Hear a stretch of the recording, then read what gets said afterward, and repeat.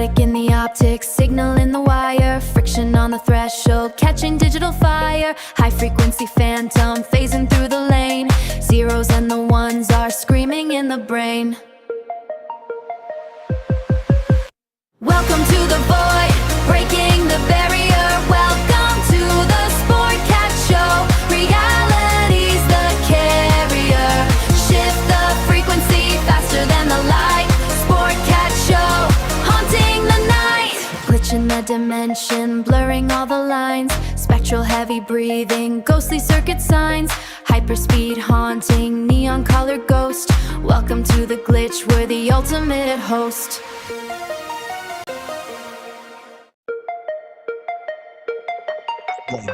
Across Australia on Dare Media Group radio stations, this is the Sportcat Show, uncovering secret chapters, strange encounters, and the occasional technical mishap.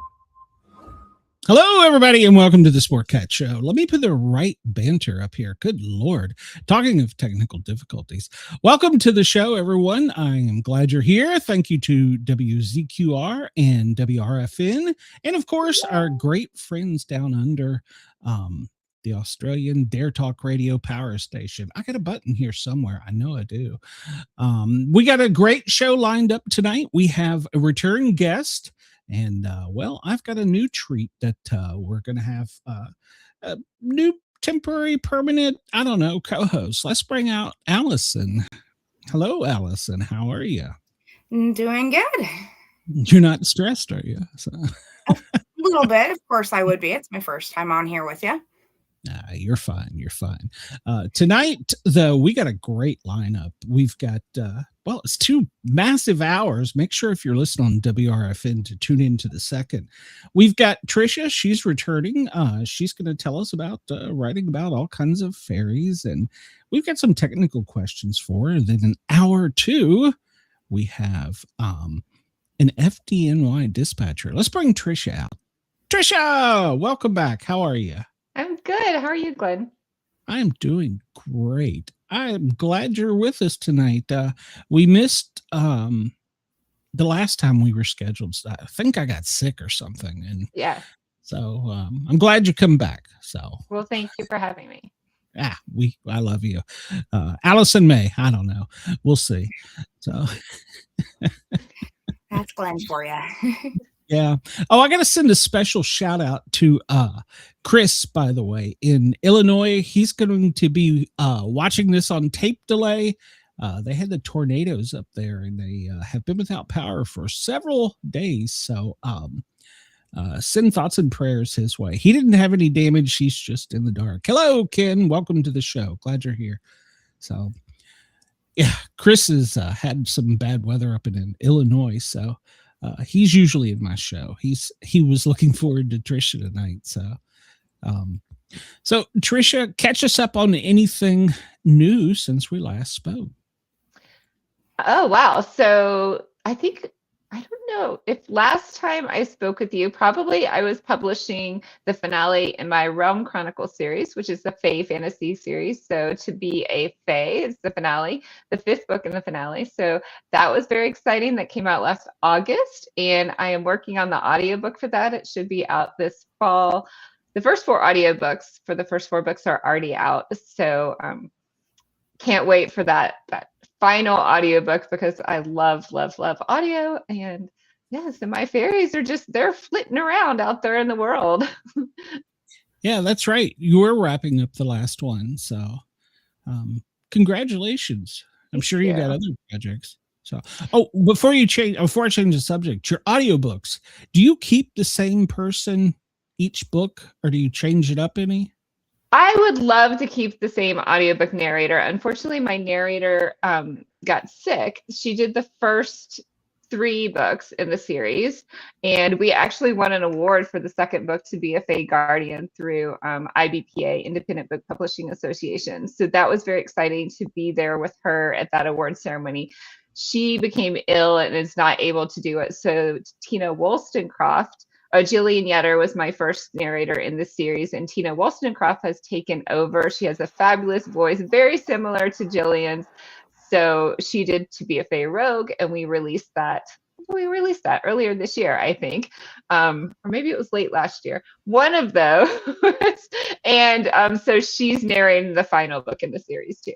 But the fun thing is, like, Jillian has beautiful pink hair, just like my fairy queen, and Tina has beautiful red hair. So we're continuing the red-haired, pink-haired, beautiful narrators from my fairy queen. Good. And so I interrupted you. You said you had some other things going on, but sorry, I had to ask that. Right. So I will finish this little tidbit up in the paranormal question part, but I did write a spin-off short story to the Realm Chronicle series. So in the finale, I bring in these 12 paranormal or magical, 12 different magical creatures are needed in this storyline. So I'm bringing these 12 new characters that are all so great, like jump offs for new stories. So I wrote a short story about a Nyx character who's a hybrid fish character, and she has a queen mother who we're not so sure about, but she sends her Nyx daughter into the fairy world to help the fairies. And so I've written a short story about that, and you can get that when you sign up for my newsletter. And I have a full-length novel, hopefully, in the works for her.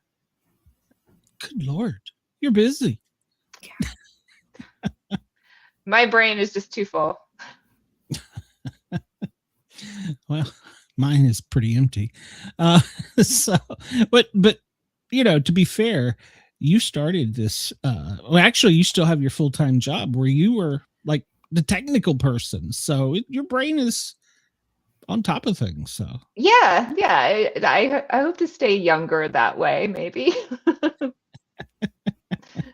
You're 21. We get it. Yeah, so. yeah. Well, my friends started playing mahjong. I don't know if any of your friends have gotten this craze or not, but they started playing mahjong, and they're like, "We have to keep our minds active." And I'm like, "No, my mind is fine." A friend of mine, actually KG, he's like, "You should do crossword puzzles," and so today I saw one pop up on my phone, and I was like, "I'll give it a try." It's a mini. And I'm sitting there, every word I wrote was wrong. And it was, the hint was, it's a lighter colored bear. And I'm sitting there going, grizzly, no, that don't fit. Polar, nope, that's not it. And finally I was like, I give up. And it said Lager. Like, what? And then I moved the phone up. I'm like, oh, that says beer. Oh. Lighter color beer, not beer. Yeah, I'm like, all right, that's it. No more crosswords. I'm done. See, Allison, we don't have to always stay on topic. We wander around all over the place. So. I know you had some questions you wanted to ask, so fire one away. Okay, I'm super curious where the whole fairy concept came into play. What came up in your imagination that you decided that you wanted to use a realm of fairies in your book?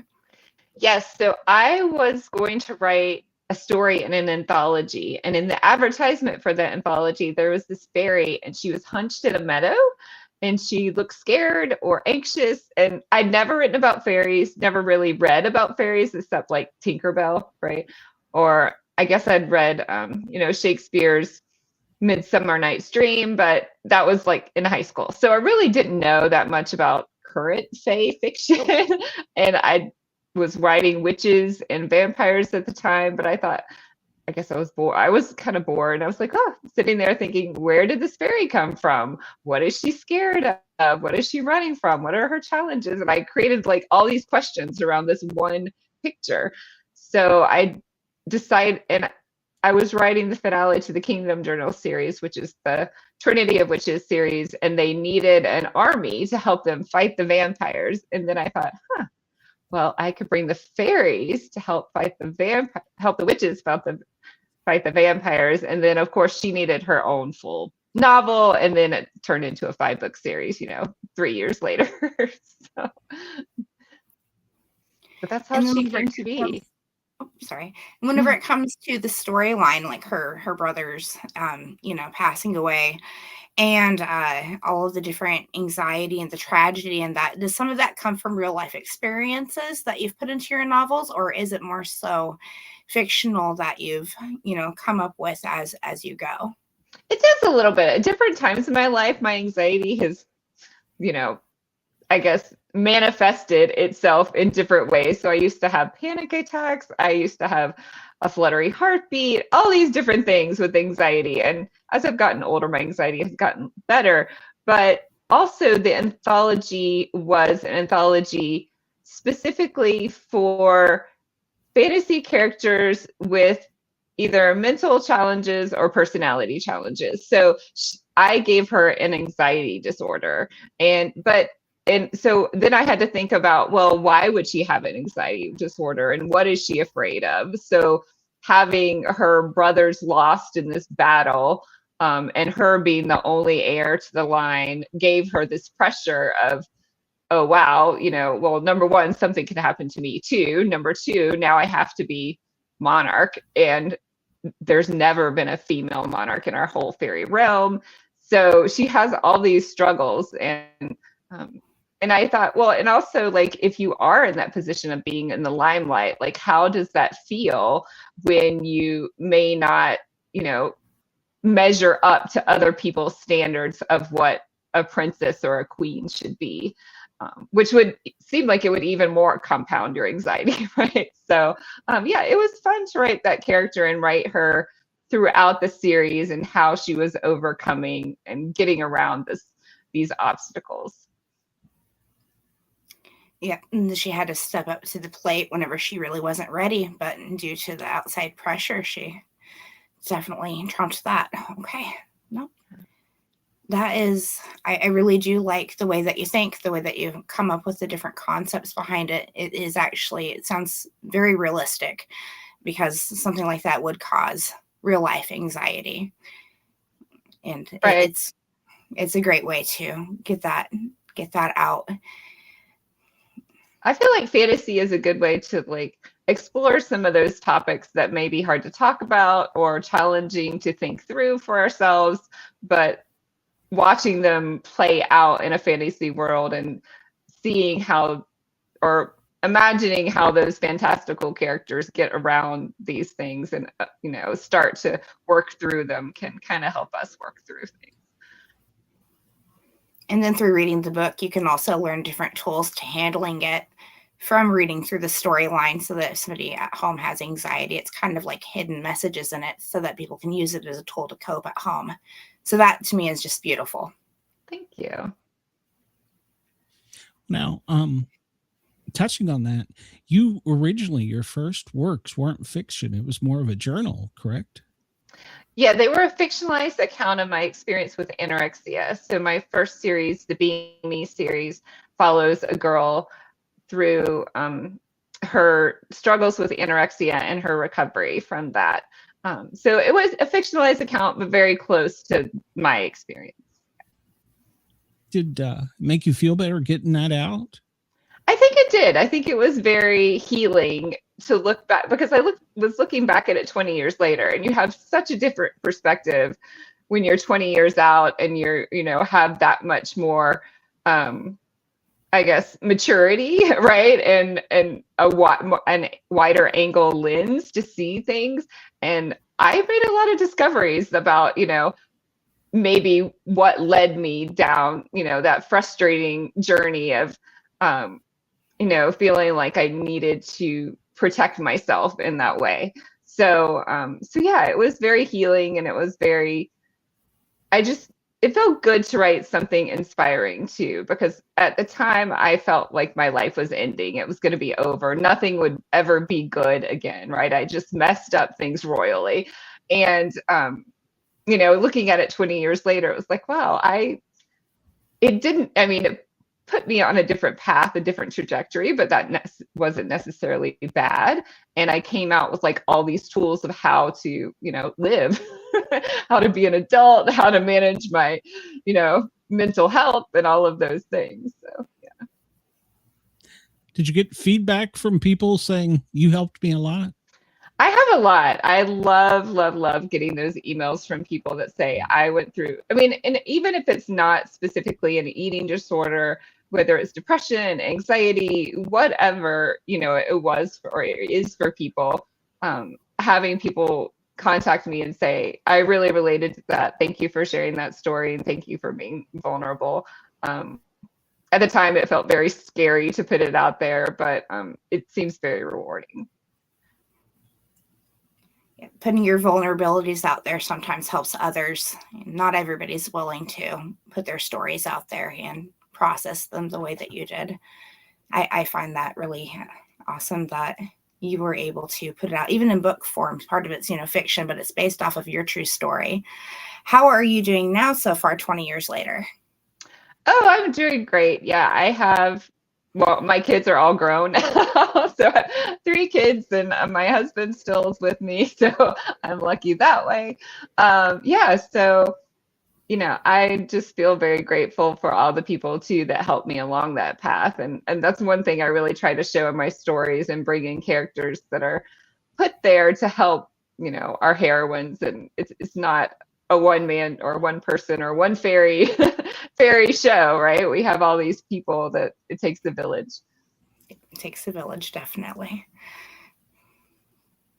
Yeah, I was going to ask, you do a lot of research on your stuff, I know.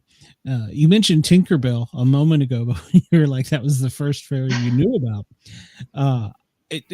Funny side note, when I was watching Toy Story with Squirt, at the beginning of Disney movies, you know how Tinkerbell comes out and does her little, whatever you call it, and the stars come out. I was like, oh, it's Tinkerbell. And he's like, who's that? And I'm like, God, I'm old. So what is the weirdest thing in your research that you've kind of went down a rabbit hole on while you're doing your homework? Oh, wow. So yeah, after I published my first To Be a Fae Queen, which is the first book in the Realm Chronicles Fae Fantasy series, I thought, you know what? Maybe I should research these fairies. Maybe I should see what other people are doing with fairies. And that's when I discovered, well, a lot of people don't put wings on fairies, and fairies were not supposed to be able to tell a lie. And I did none of those things. But after the fact, I started researching like all the different fairy lore, and there's so many different, from each different culture, there's different lore about fairies. So I kind of got a little bit obsessed with doing that, and I made a whole series on my newsletter. You can sign up to get like this 4 or 5 part series on the fairies and all the different kind of fairies and their magical powers and what they can do and what they can't do depending on where they were written from. So that was a lot of fun. And then I guess just last year when I was researching all the different 12 beings, magical beings that I had to get together for my fairies, I did a little series on in my newsletter, I guess too, and on my blog post about like all the different kind of magical beings that I think there were 30 or 40 that I researched. And it's just a lot of fun to learn about like all the different magical beings that people have thought existed or existed in lore and fairy tales around the world. And, these creatures that live under the water that they're going to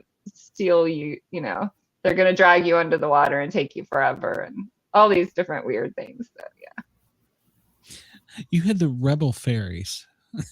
I do. I was just interviewing someone before this, and she put wings on her fairies too. And I was like, yay, another winged fairy person. You just may not have seen them yet. That's all. I haven't seen them yet. I know. They're very elusive beings. They run around in your head though when you're writing. So. They do, definitely.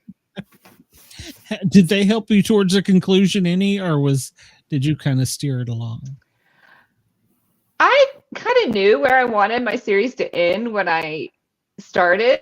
I knew, the happily ever after I wanted my fairy to have, but it was the in-between part that the characters take over and kind of decide like, well, this would be fun or this would be horrible, and maybe we could do this. What would you say the most common household for a fairy would be? Would it be one of the fairy gardens, or would it be a mushroom?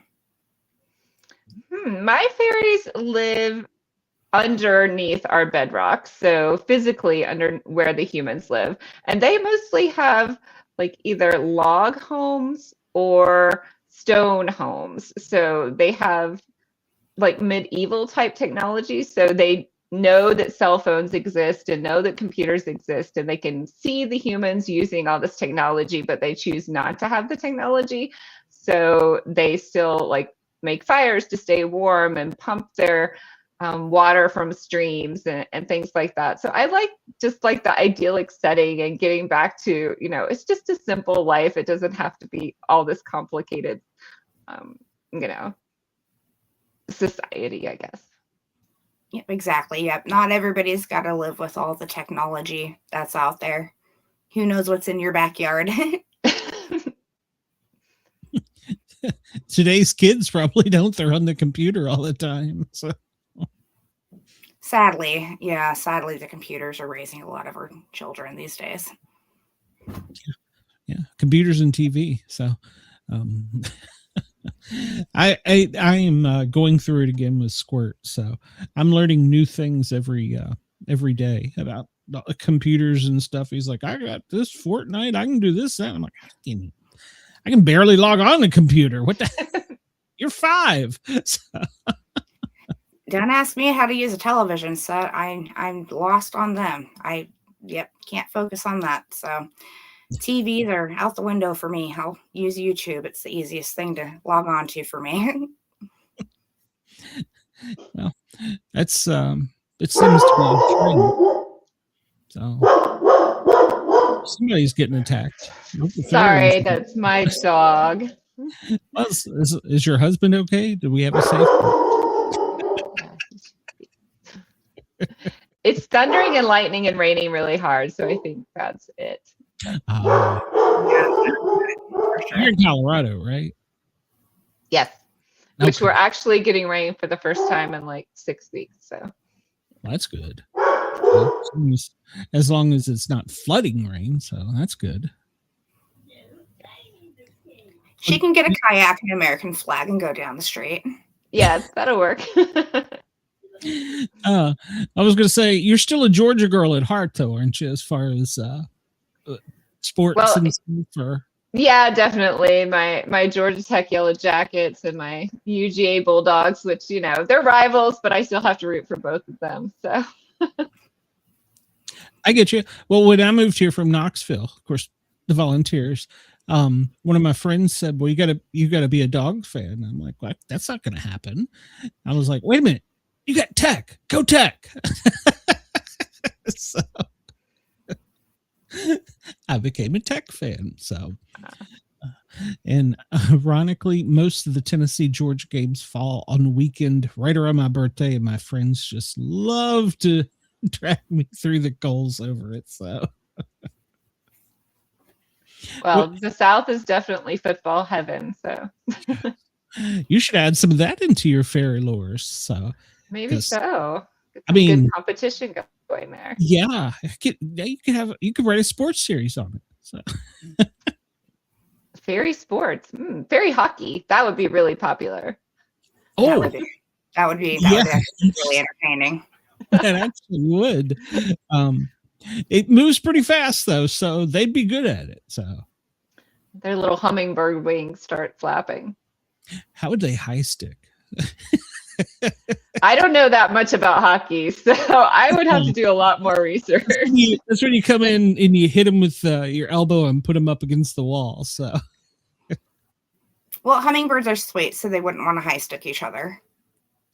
Right. And fairies are generally kind of sweet too. So,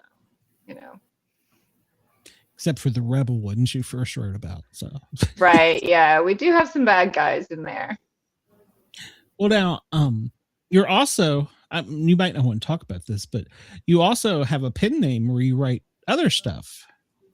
Right, I do. My pen name for my romance is Maria Jane, and I just released the 5th book in that series, Perfect Secrets. Why did you get a pen name? I really like the idea of separate, because my fantasies are YA fantasies. I don't want a YA person that needs a YA book to just jump into my romance. It's not erotica, but it is like there are some sexy adult scenes in them. So it's closed door, fade to black scenes, but they can get, and it's adult, it's adult situations. So I didn't want a person who was a YA person to just jump into this other book thinking it would be appropriate and or a parent of those people. So that's why I kind of separated them. Yeah. Oh, it's a good idea. That's a good idea. That's definitely a smart way to protect them from accidentally grabbing a book just because they see your name and then opening it and it's a completely different subject than what you were originally writing about. Yeah. That is a very smart way to protect them, definitely. Did you have something else, Allison? Or no, I just felt that was a really smart concept to switch the names. It is two types of categories. Yeah, no, it is a great idea. And you've got quite the following. So you're doing book tours and stuff. So yeah, it's a lot of fun. Like this weekend, I'm going to, it's National Romance Bookstore Day. So I'm going to a local, well, it's a bookstore, but that has romance. So I'm going to that bookstore to help them like be there for National Romance Bookstore Day. Do you have, do you split the personality? I mean, is there? I guess so. Like today, I was wearing my Good Witch shirt, so I was going more for the fantasy paranormal that is more the subject matter. So it depends on, the venue and what people want to talk about. Okay, well, we're easy here. We talk about anything. So, now I didn't know until this latest release. I was like, wait a minute, she is doing 2 different pen names. So.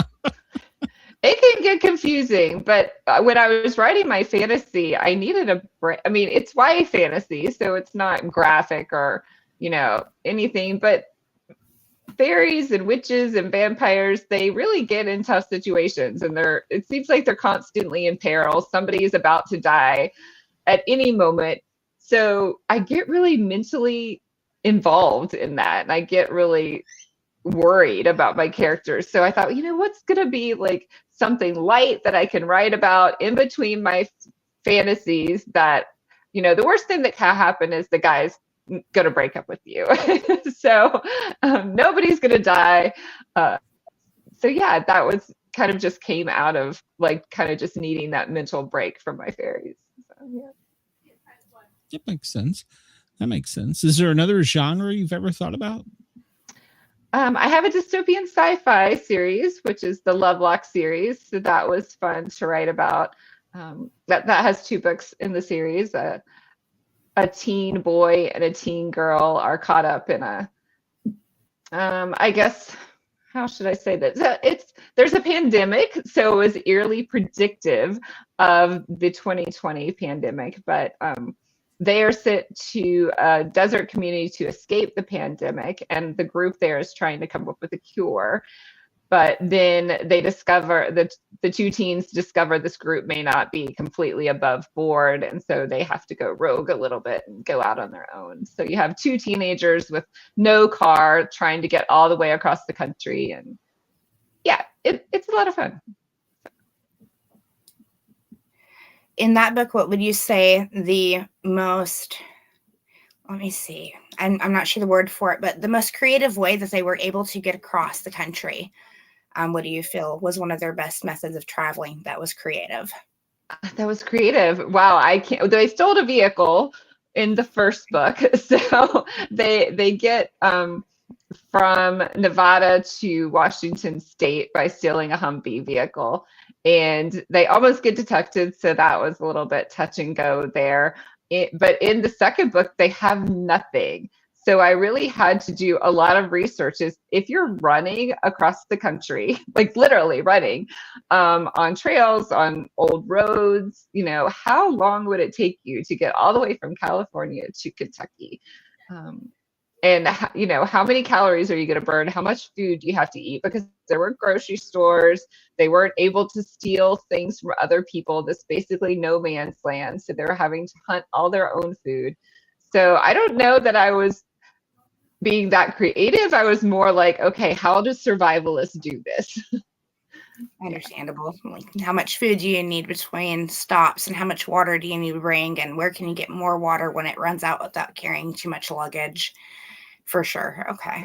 Which would be my like worst case scenario thing to happen to me because I really like my showers. So You're not a prepper. I'm not. Well, no, I am a prepper. I will keep a lot of food in my pantry, but I really don't want to have to use it in a camping situation. She would not want to do evacuation prepping, like if she had to move, unless you got an RV, and then it would be possible because you still could take your food with you. Yes, that would be true. Yeah, you can't forget about your husband and your puppy either. So you got to take them Well, with you. we were playing this card game. I was trying to play this light card game with him, and it was like on the table at a restaurant, and they have like these questions, just you're supposed to answer the questions, good for conversation. It was just me and him, so he wasn't that impressed with the game, but I asked him, I said, would you survive? The question was, would you survive in the wild? And he was like, no. I'm like, what? You have to survive for me. like, dude, come on. Like, I was worried about that answer. Well, can he read a tape measure? He's very handy. He's an engineer. He can fix cars. He can build things. I'm like, you could build a structure. You have a gun. You've used it maybe once at least. Yeah, you could build a structure. You're an engineer. You could probably fix a vehicle to get us somewhere if we had gas, I guess. But I feel like he could survive. And he said, well, you have to get a lot of food to get a lot of calories to do all these things. And I was like, oh. Lots of berries. Yeah. Have you ever watched any of those survival shows? Not for any length of time. No, I've like seen little snippets of them, but like I said, it's my worst fear, so I don't usually watch them. Well, no, I was going to say, because I know earlier we talked about anorexia, but one of the guys on, I'm trying to think the name, they drop you off and the last one out of the woods gets like $1 million or something, whatever that one is. And he was really good at hunting, fishing, trapping, but he got paranoid about having enough food. So he slowly cut down to where he was almost eating nothing, but he had this great big old stash of stuff, and they had to take him off the show. He developed a psychosis because he lost a lot of weight. And so you can go the other way too. Right. I think, yeah, your mind does weird things when you start to like not eat enough. So it can rewire itself to believe whatever your psychosis is believing, and you can't really stop that process unless there's interventions sometimes. Yeah, it's a scary thing. Yeah, they interviewed him later, and he was like, after about day 20, I don't remember anything, and he was in the woods for like 60 days or something. Oh, that's scary. Yeah. Yeah, definitely. So I think that if I was in a survival situation, my biggest fear wouldn't be so much as food, because I know, you can eat crickets. I know it sounds disgusting, but I mean, protein, crickets. I'd be afraid of running out of fresh water or drinkable water, because I still haven't learned how to infiltrate water systems yet to where they are filtered. So that to me would be my biggest fear in a survival situation. And I am not very good at starting fires. It can be 105 degrees outside, and I probably still can't light one. You have your glasses.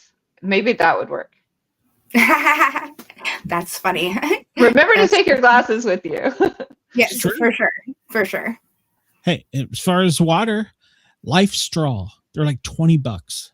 They're good for like 200 gallons or something. It's an ungodly amount of water for like $20. And you can literally, the guy that made them, his commercial on the internet, he goes like this dirty alligator hole and takes big drinks out of it, and he's fine. And it filters it through the straw. Yeah. All these inventions I don't even know about yet. That's going to definitely be something I look into. I like to camp. Oh, fun. Yeah, you're in Colorado and you don't do much camping. It's beautiful out there. Oh, I love hiking, but I just don't like staying overnight in the woods. You just want to get out before dark, before the critters come out. Mm-hmm. Well, I grew up in Georgia, and I think it wasn't a good camping experience. It's all like, there's lots of snakes, there's lots of bugs, there's lots of animals, and it's very humid. I don't know. And I did camp when I was young, so yeah. the humidity will definitely, yeah, you can take a shower, go back outside, and it's in 5 minutes. You feel like you haven't even taken one. The humidity down south is, I'm from Texas, and I would much rather be in dry heat than humid heat. Yeah. Atlanta, welcome to the humidity. 106 on Monday, by the way. Ooh, no. That's what they're calling for. I just saw it on the news before I come in. And the guy's like, I think it's going to be like 80% humidity. I'm like, oh my God, I'm just going to stay inside. Hard pass. Yeah. Very hard pass. Well, that's why you should live in the realm of fairies, right? So you just go into the fairy realm and you'll be much cooler because you don't have as much sunshine. So, yeah. Have you ever deeply thought about how you would really like to go to that?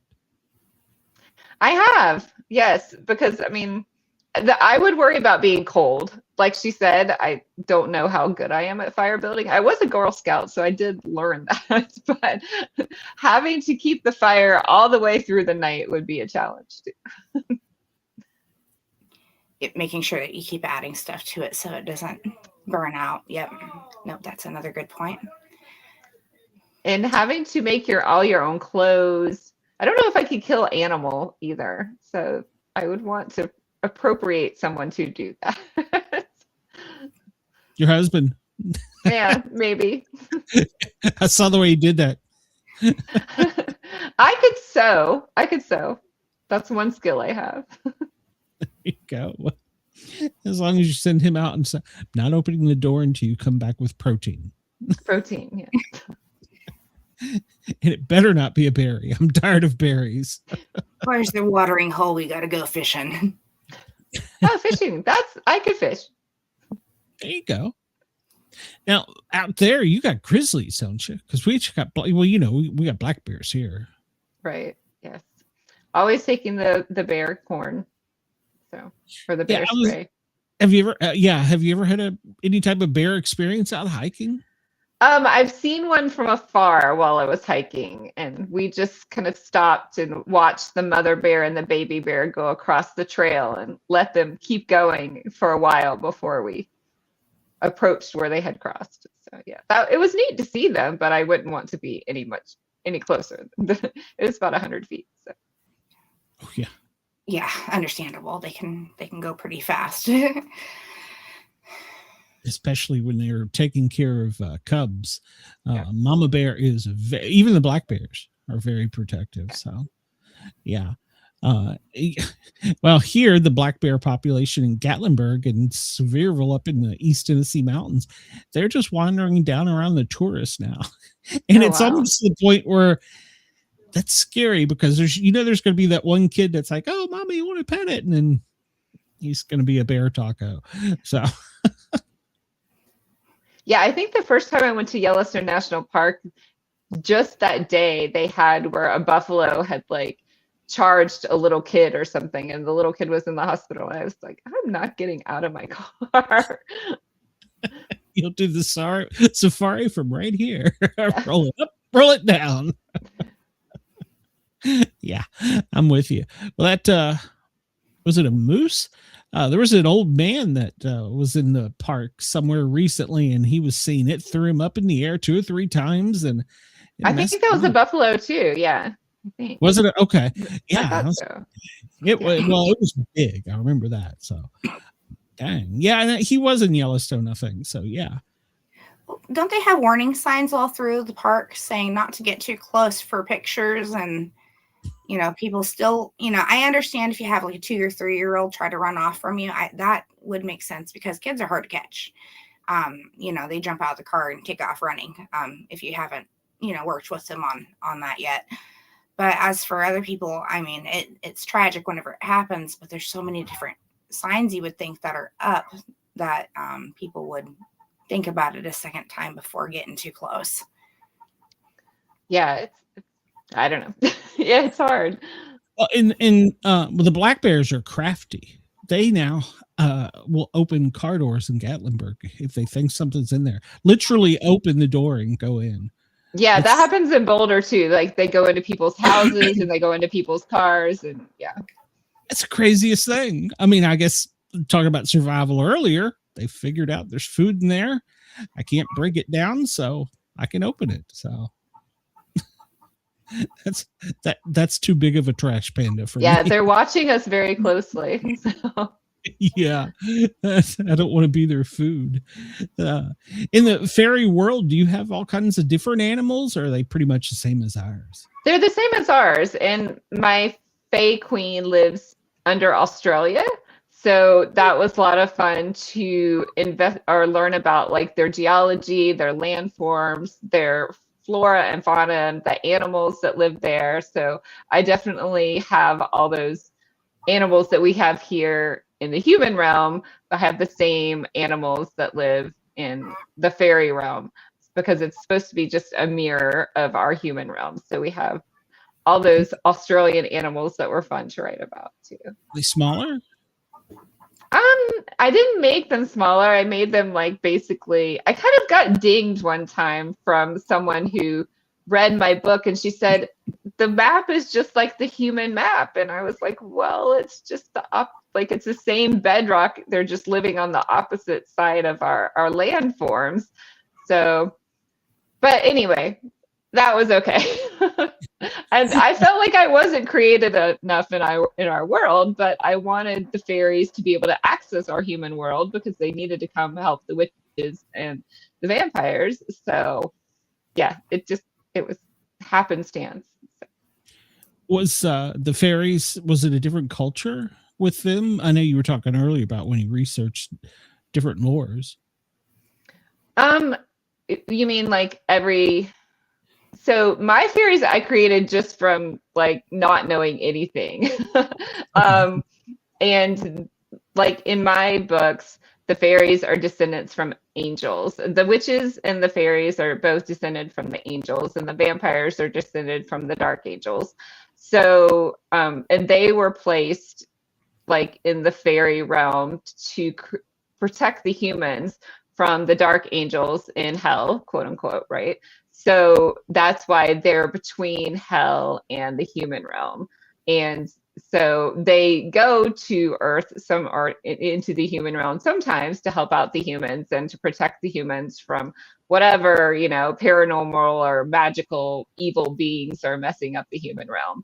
And that has been their job for centuries upon centuries. And now they're adapting to, now humans have all this technology. There are many more humans. So, they've evolved some, and it's interesting because Queen Titania really wants them to evolve more. Like they believe that all vampires are evil just because they're vampires. Well, as we know, like you could do one bad thing, but not be a bad person, or everybody of a certain race or a certain type of being, like all vampires might not be evil, right? So that's one thing Titania tries to do with the elders, is to say, hey, this person might, or this being might be a vampire, but maybe they're not necessarily a bad vampire. And maybe we could befriend the vampires, and it would, help create peace throughout all the realms and some of those things. Was there any Bigfoots in your books? There weren't any Bigfoots yet. I haven't written one of those. Maybe that would go into my dystopian sci-fi. That might be a good thing. It's a good idea. To think about it. Okay. Just don't name him Glenn. So. Okay. I will make sure they're not named Glenn.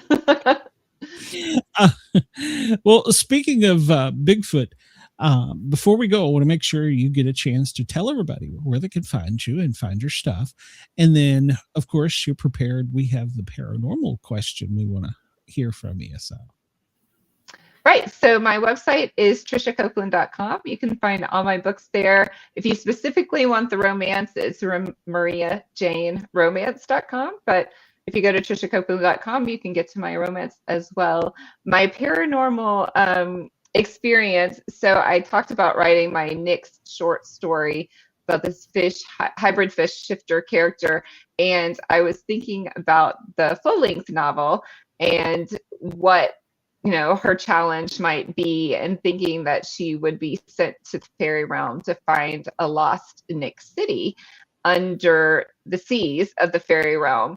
And I really hadn't talked about this with anyone, but one of my readers sent me this picture where it's a sea life picture, and it's like you're looking up out of a cave into the bigger, like, free ocean water, but you have this hand here. And I had been starting to think about, not only was there's lost city there that they thought was abandoned, but maybe there's this race of people, or ancient race of Nick Shifter people that they discover are there, and maybe kind of antagonistic to our main characters. So it was really weird that I was thinking about writing that novel, and then she sends me this picture with this hand, this creepy hand. So I thought that was maybe a little psychic. That creep you out? A little bit. I was like, I mean, I don't know how much happenstance happens in the world. I like to believe that, it's because somehow we're all connected in some way. It's true. And then if you did run into something like that, how would you know if it was a friend or a threat? Because even if something looks like a threat, it could be friendly. That's true. You shouldn't judge people just because you don't know about them, right? Exactly. And if it's a shapeshifter, it'll just shift shapes. So. Well, yeah, but would its personalities changed if it was a shapeshifter? Would it change personalities if it shapeshift? Ooh. Well, you would. Yeah, I don't know. What do you think? Question. Yeah, if I was a shapeshifter, I would want to keep the same personality just so I could pick on people. I would use it as the ultimate prank. I guess if you were like going from a human to a werewolf, yeah.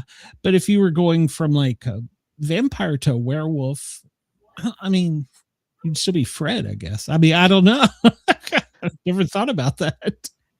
Yeah, maybe you'd still have your same personality in your consciousness, but then you'd have other factors that come in too, because if you're a werewolf, you might need to eat meat and kill things to eat meat. But I guess people kill things to eat too, so can't really go by that.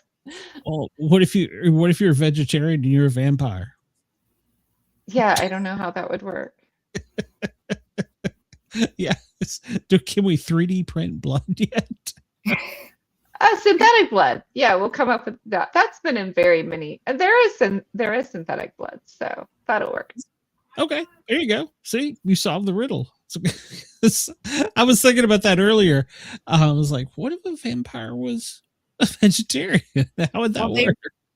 Lab creating meat now, so I mean, I guess there could be another option. Yeah. Yuck. Yeah. I'm not down for that. I don't know about you guys, but I'll go hunting. Allison will help you. I'll stick with Kroger's. Or Publix or whatever's out there. So yeah. So Allison, you've already got a fan here. Somebody is they love you already. So you got a fan. Hopefully not a stalker. So, my uncles. Well, hello, Uncle.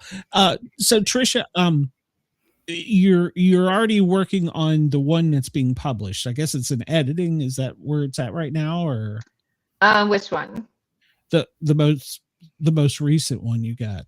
The next book. It's still in the works. Yeah, it's still in the writing stages, and I'm writing another romance too. So those are going to be next year when they come out, probably. Yeah. I was going to ask when the next was, and then how many do you put out a year? Because you've got quite an assortment. I do. Yeah, in the last couple of years, it's only been one a year. So I released one last year and one this year. In my early writing, I was publishing 3 books a year, which was craziness. So it's the writing has slowed down a little bit. How do you focus for that long at a time? I think it's just like I write maybe 30 minutes or an hour a day. So if I write every day, it's the best way for me to write, because that way I'm remembering what I wrote the day before and I can pick up easier.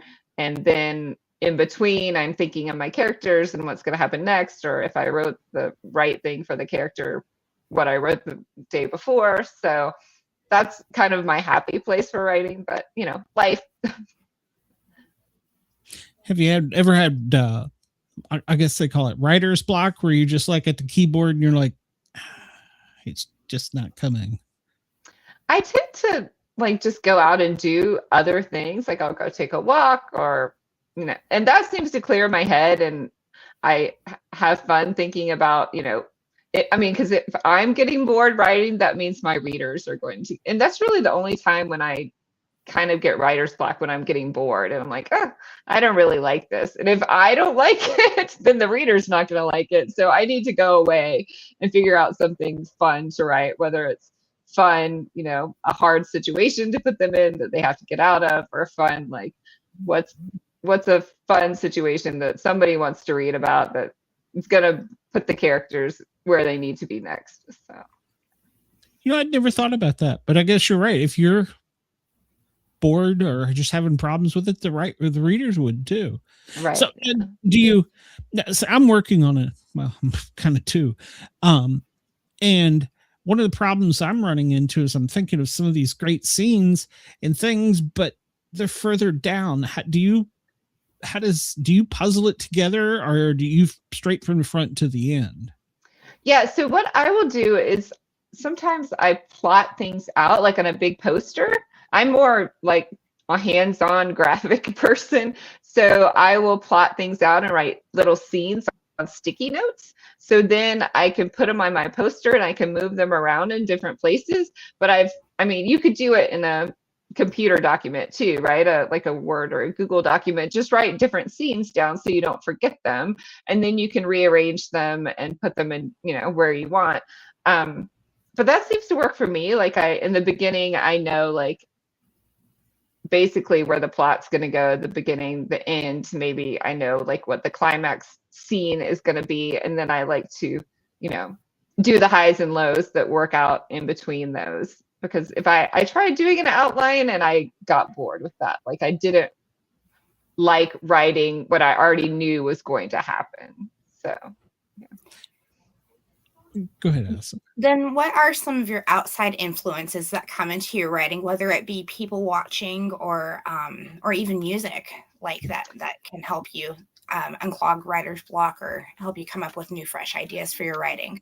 Yeah, sometimes I do. I create playlists for my books and my different series. So I have some of those on Spotify. And I like listening to music, but especially that's sort of like in the same theme of what I'm writing. So that and I'll see images or pictures or like listen to songs.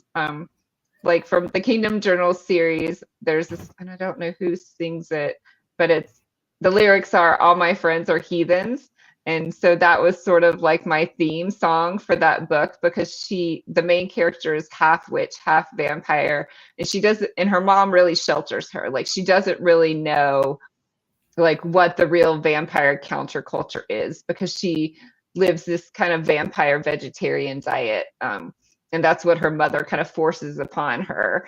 And so then she meets these kind of rogue real vampires that are actually drinking human blood, and she goes to this vampire bar, and and so the heathen song is playing in the back of my mind, and she takes her witch friend there, and of course all the vampires want to eat him. so yeah, things like that. I think images, songs, and I like lore too, so I like kind of twisting around, especially like the old, and maybe some people get offended, but the old like angels, demons, kind of biblical stories as well, and rewriting those things. So. When you're going to describe them, where in the book do you describe them? As it goes along, or kind of like jam it all at the beginning? Oh no, I try to trickle it along. I think my first like Kingdom of Embers is the first book in the Kingdom Journal series. And it's funny, if someone writes a negative review, I will remember that one negative review over all the, I can have 99 positive reviews. I get one negative review and I'm like, oh, I need to fix it. But so I think a little bit in that book, I kind of like gave too much in the beginning about the world. But now, like, definitely I've learned to like trickle them through and have you learn about the world as you go along, rather than just, oh, I'm going to tell you in the first chapter every little bit about this world. So definitely not a front heavy book anymore. Yeah. That's where I got hung up. I was trying to put everything like in the beginning, and I was like, I can't do that. It's boring. Right, yeah. For me to write, much less, like you said, for somebody to read.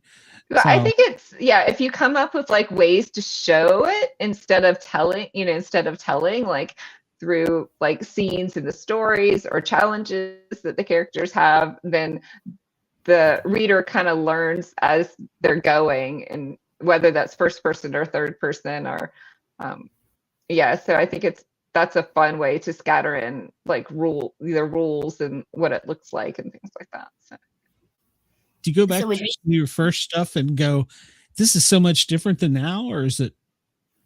Like I said, that first Kingdom of Embers book, I thought I was being, but like I said, I'm taking one review, and so I thought I was being pretty crafty, because she sits down with her mentor, and he's a mentor, so he's and she's like, I know XYZ, right? You don't have to tell me XYZ again.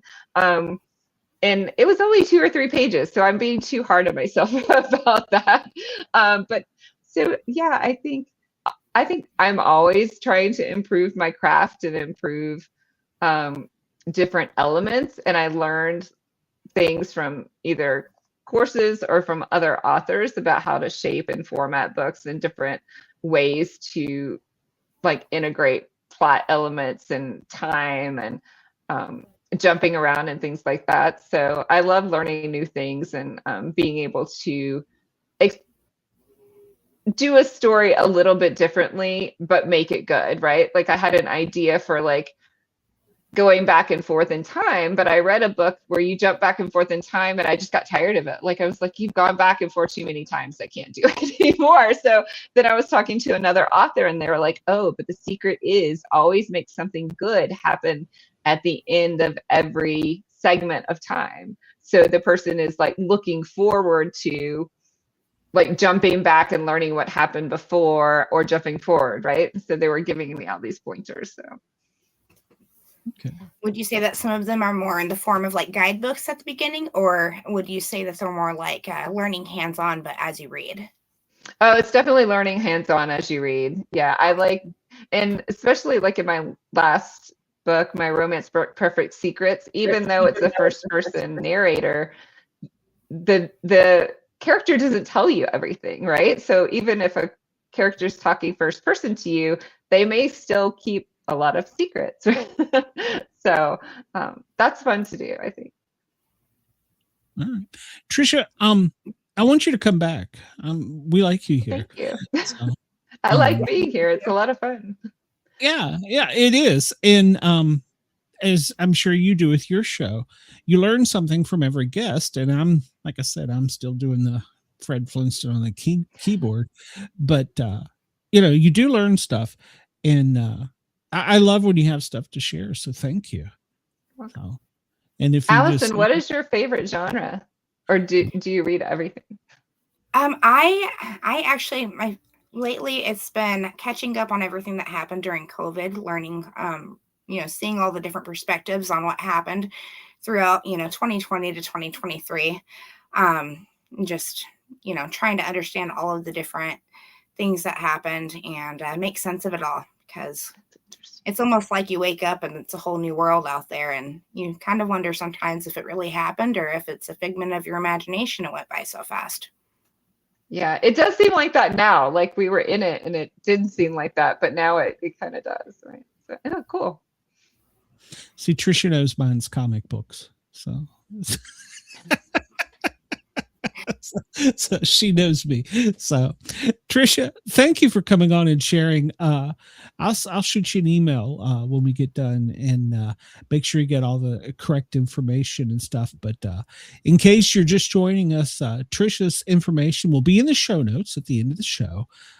Probably not tonight. It'll be kind of late tonight, but I'll get to it by the weekend, and I'll shoot the link to you. So thanks for coming on. You're awesome. Thank you so much, Glenn. Thanks, Allison.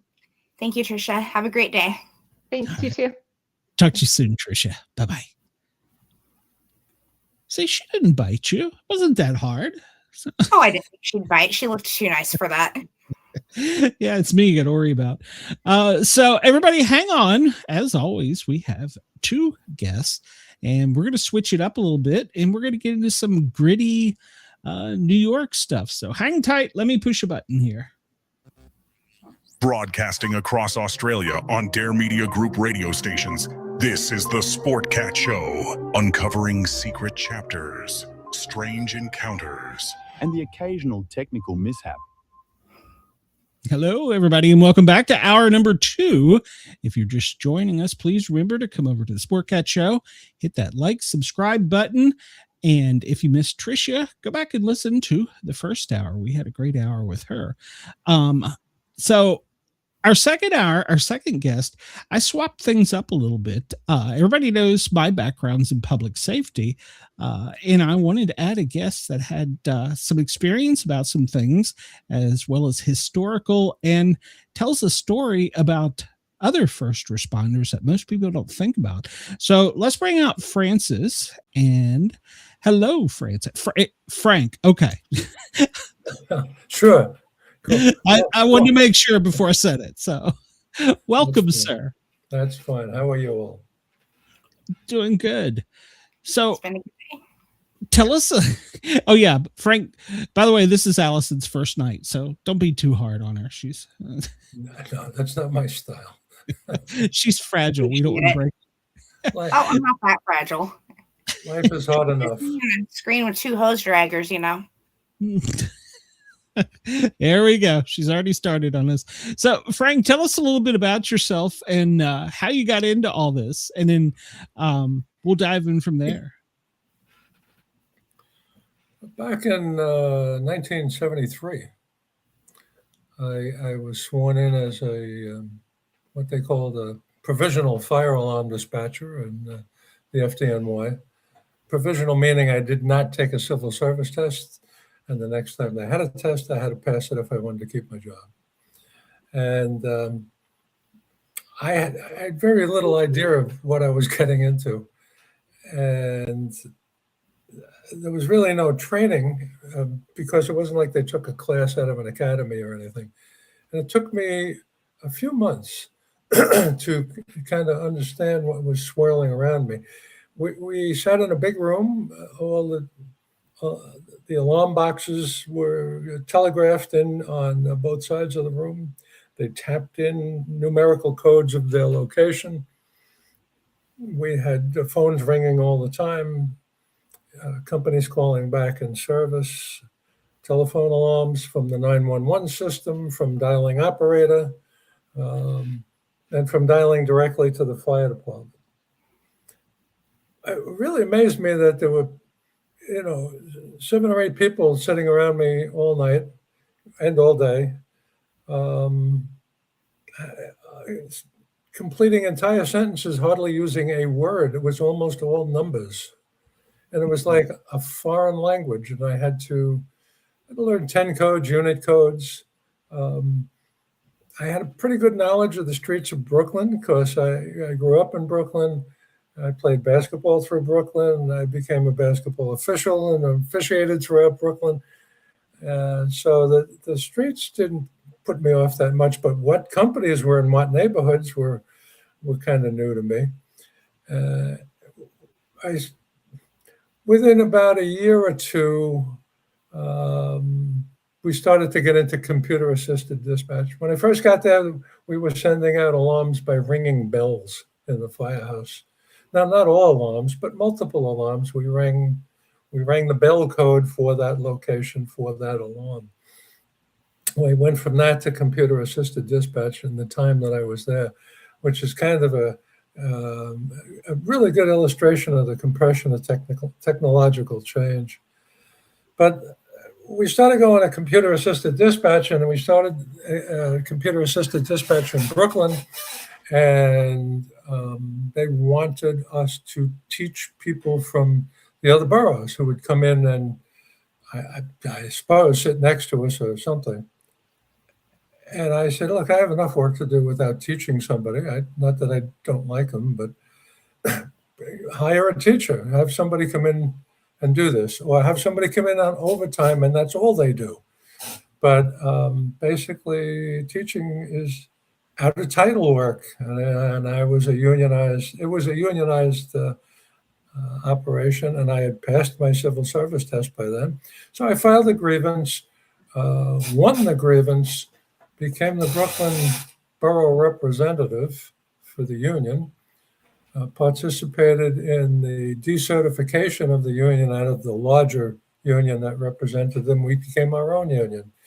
I became the first president of that union, maybe the second president, maybe there was one in there kind of halfway through the transition. And I was president of the union until I left in 1982. And it was kind of interesting because there were two different worlds. You know, one was the operations world, and the other was all the crap behind it. You know, the political stuff, the budget fights, the labor relations stuff. And I got to be very good at that sort of thing. And we had a pretty successful run there in terms of getting schedules changed, getting salaries improved, that sort of thing. However, in 1982, my second daughter came along. And by that time, I was a nurse, because part of my experience in the FDNY was one day the chief dispatcher came to me and said, hey, college boy, more or less.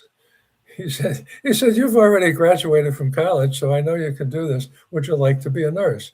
I was married to a nurse, and I knew how much she was making, and it was more than me.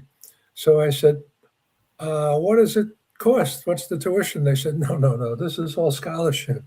And so I went to Bellevue Hospital School of Nursing and passed my boards, got my RN in 1979, and was doing both for a little while, for about 3 years. But when my second daughter came along, I said, well, it was the best job I ever resigned from, but it just wasn't economically tenable. And don't forget, living in New York City is, even then, wasn't a cheap proposition with two salaries. So, so I went to work as a nurse. I worked in med-surg for a while. I worked in respiratory. I worked in cardiac step-down. But I got floated to psych one day in a hospital, and I'm 6'7" and 289 pounds. And I think more than anything else, they thought that was the therapeutic presence that I brought to psych. And so, as it turned out, I was pretty good at psych, and I did about, how many years have it been? I did 40 some odd years as a psych nurse, and in different settings, mostly locked in patient psych units. I did a little work in correctional facilities with prisoners, jails and a prison. And it was all fine. But as I was putting along there with my Vietnam combat veterans who were my patients, and post-traumatic stress disorder was a relatively new phenomenon, I started to realize that there was a relationship between what these gentlemen were telling me and what firefighters had gone through. And in 1980, I was fortunate enough to have an article published in Fire Engineering, one of the early articles on PTSD and firefighting. And it took me another 9 years to realize, wait a minute, it's not just the firefighters, it's also the dispatchers.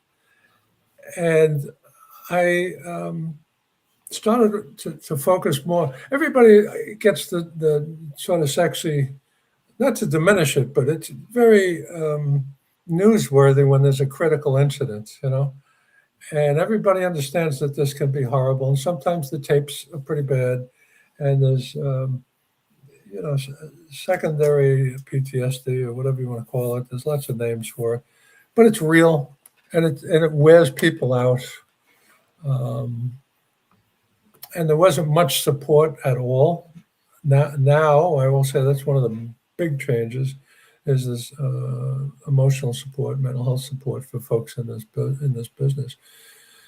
But then, as I kind of wandered along a little bit and got a little bit more into research, I was fortunate enough to get an opportunity. I got a fellowship to Brandeis.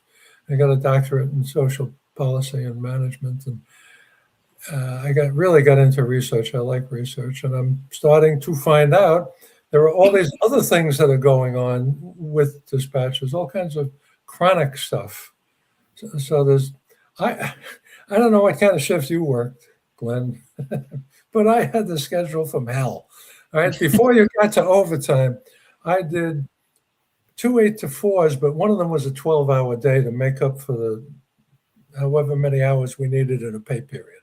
So 2 day tours followed immediately by 2 evening tours, followed immediately by 2 night tours. 8-4, 8-4, 4-12, 4-12, 12-8, 12-8, and you have 96 hours off, which sounds wonderful, except you're getting off at 8 in the morning after just having completed 6 shifts over 3 tours, 3 different platoons. And you use your first 8 to 10 hours sleeping, and then you wake up and it's not daytime, and you start to suffer from, at the very least, social isolation. And really the only people you kind of socialize with are in your own work group at the very least. And, we were kind of aware that was bad, but there was a lot of, rah-rah and esprit de corps, and we worked with some terrific people, a lot of dedicated people.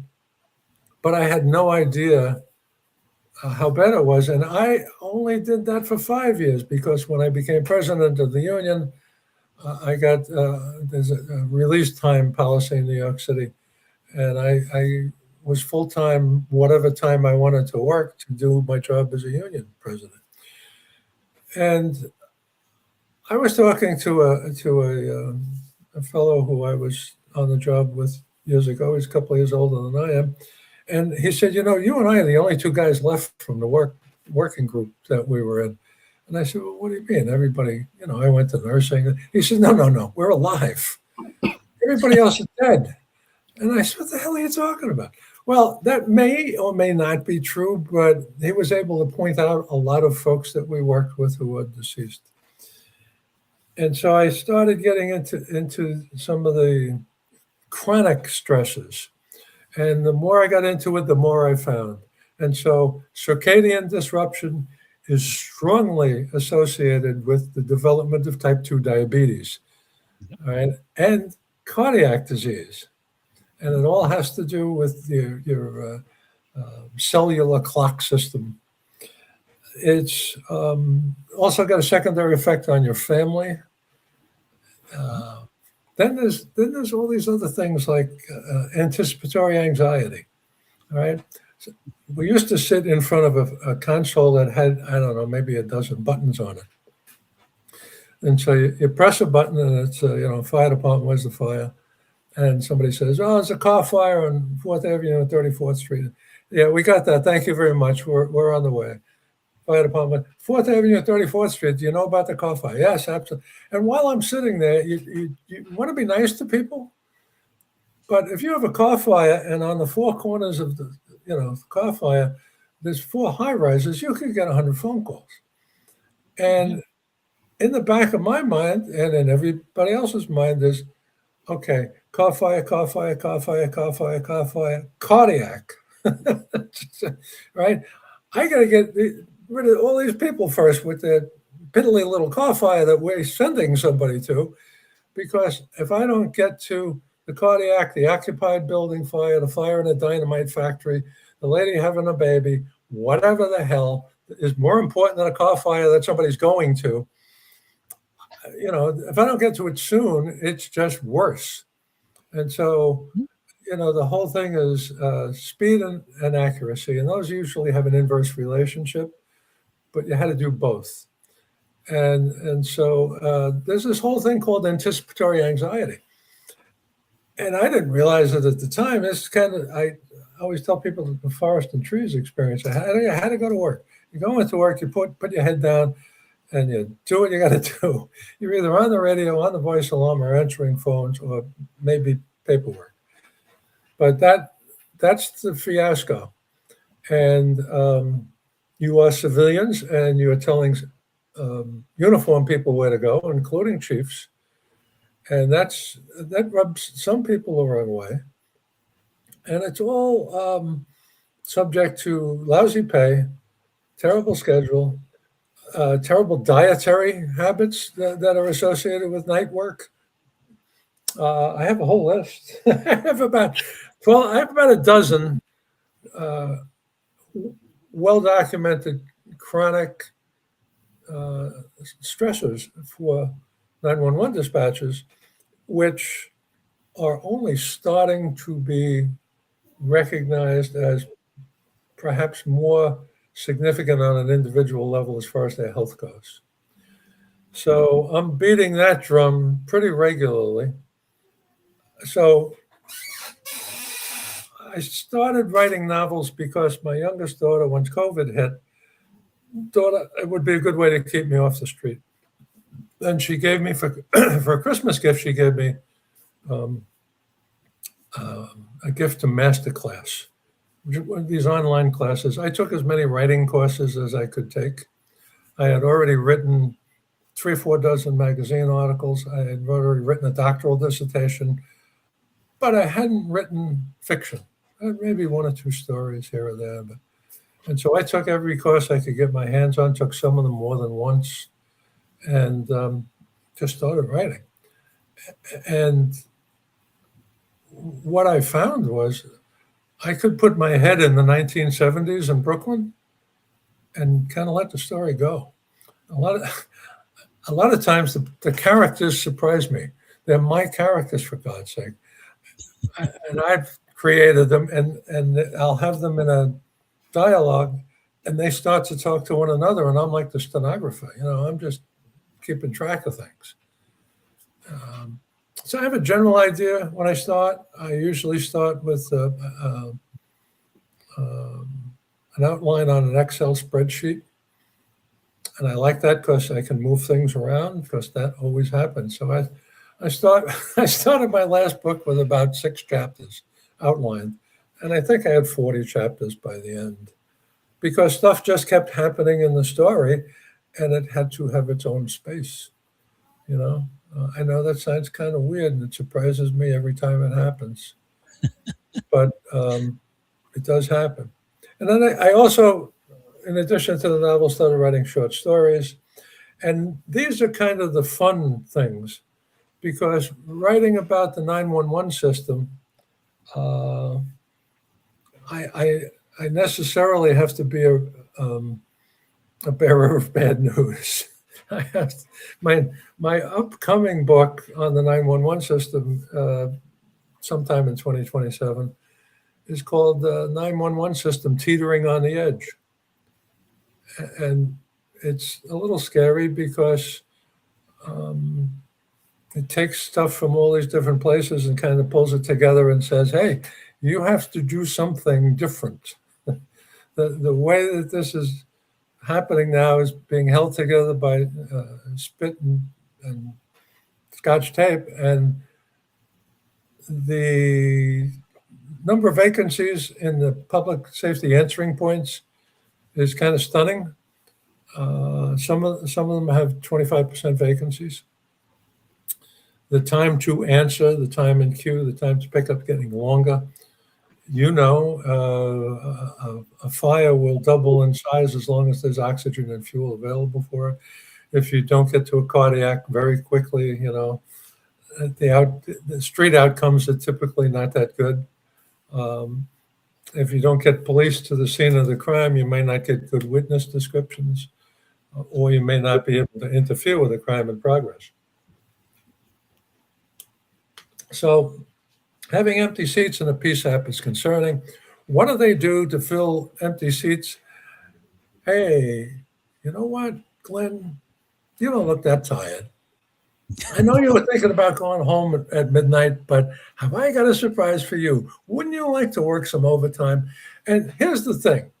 From the individual dispatcher's point of view, overtime appeals to your sense of duty and being needed, and you want to serve the public. Most of these folks have a positive attitude towards the delivery of service. And the other thing is, with this crap salary I have to begin with, time and a half's not a bad idea. And so you'll work 16 hours, you'll get off in the morning, having to come back at 4 o'clock that same morning, at 4 p.m. that same day. So you'll have 16 on, 8 off, and you come back for God knows what, at least 8. And after 16 on, how good are you at driving home? And so a lot of the guys, particularly if they lived out on Long Island, which can be a real schlep, an hour and a half out, an hour and a half back, how much sleep am I going to get? I'm just going to sleep in the basement. And so they don't get home at all. Some people, their mother or their in-laws or something live nearby, relatively nearby, relative to where they live. They go there. They didn't get home. They didn't see their wife. They didn't see their kids. And I say wife because at that time it was like 99% men doing that job. So that's a problem. People don't stay in the job terribly long. The average career span of a 911 dispatcher in the country is 5 to 7 years. And so you have this cycle of, if I'm the director and I'm getting heat from the mayor, that people aren't. I've been in, I don't know how many 911 centers. I taught 911 dispatchers in 24 states and in Canada. And so you got a mayor or a county supervisor or somebody saying, get these people to answer the phone sooner. And the director is saying, well, I need more people. And they said, well, go out and get somebody. And who do you If get? it were only that simple. If it were only that simple. Yeah, exactly. And who do you get? You say, hey, I have this great salary for you. I just did a comparison study of the 100 largest, by population, the 100 largest cities in the United States. The median salary in the city and the median salary for the 911 dispatchers. 100 biggest cities. Lots of revenue, lots of money, biggest cities. 79 of those 100 cities pay the 911 dispatcher less than the median salary for all the jobs in the city in the same city that that person is protecting. Makes no sense. Here's another problem. It's called the local safety bias. Hang with me for this one. I used to go around the country and I'd stop in some place, I don't know, Cincinnati, or I'm trying to get a mid-sized city in my head. I went to a lot of small places like Sullivan, Indiana, Angola, Indiana. But I'd go to some place, I turn on the television because I want to see what's on the local news. And whatever was on, whatever calamity they sent their news people out to, there'd be some horrified neighbor standing there, and the guy would come up with a microphone and say, well, what do you think about this shit? and people would say, stuff like this never happens here. Yep. It doesn't happen. This is a quiet neighborhood. And they're talking to a guy whose only reason for being there is because stuff like that happened there, right? So there's this local safety bias. Well, what's that got to do with the price of beans? People pay a ton more for their entertainment and sports streaming programs than they do for their 911 fees. The average 911 fee in the country is $3 a month. $3 a month. And they'll pay, depending on what tier they are in HBO or whatever, pick your poison, they'll pay 3 to 5 times more for that. And the general reasoning, although they don't stop think about it, excuse me, the general reasoning is, I know I'm going to get the baseball game unless it's rained out. I know I'm going to get the movie. I know I'm going to get the pit. I know I'm going to get whatever the hell I want to get. And I'm not going to need that 911 stuff because that stuff doesn't happen here. And that's exactly what's going on. They don't believe they're going to need it as much as they believe they're definitely going to get this other stuff. And so part of 911's mission has to include public education. Yep. And part of the public education has to be, we need more money. And it's going to be a hard sell in some states because in some states, what was supposed to be dedicated 911 fees have been diverted to other purposes. Yeah. General fund is what they call it. Yep, at least here in the South. Yeah, I want to you brought a couple things out right there. One of them was I didn't realize I had it, but the isolation. Right. We're only good with people we know. I mean, not you know what I mean in the business. I never realized. I never even thought about that. We would work 7 on, 2 off, 8 on, 4 off, 9 off, 7 off, and suddenly it's Christmas. And then well, that's if you didn't get mandoed or they cancel or something. But yeah. And then another thing you just keyed me in on. Hadn't thought about this. Even I went from listening to I was a primarily medical dispatcher. I went from listening to the calls. I'm like, I got to get out there. I got to do something. So I jumped in as an EMT, and well, that wasn't good enough. So I went to paramedic school, and I was like, now I can save the world. Yeah, wrong. But one thing I noticed, and I didn't think about it this way, we would have car wrecks, shootings, fires. Media was just all crickets. And I'm like, I go home and I'm like, yeah, did you hear where it was like 4 people shot downtown? And they're like, no, there wasn't. And I'm like, yeah, really? It was coming down from the mayor's office because Knoxville is the gateway to the Smokies. You don't want to be a bad city and push all that somewhere else. And I never realized what you're talking. They were selling the safety by pushing down the accuracy of, we'll call it fake news. So I never thought about it that way. It's a lie that people tell themselves so they can get out of bed in the morning too. True. I mean, no matter what they saw on television last night, that was over there. It's not here. So yeah, that's all part of the one of my characters in all 5 novels is a guy by the name of Hackstein, and his wife is a nurse. And in one scene, she says, you think you know what the world is about? You only know what the fire department is about. And it kind of strikes him, and he has an opportunity to go out into the world shortly thereafter. He goes down to South Carolina for a funeral of the mother of a coworker, and he finds out it's pretty crappy everywhere. And so,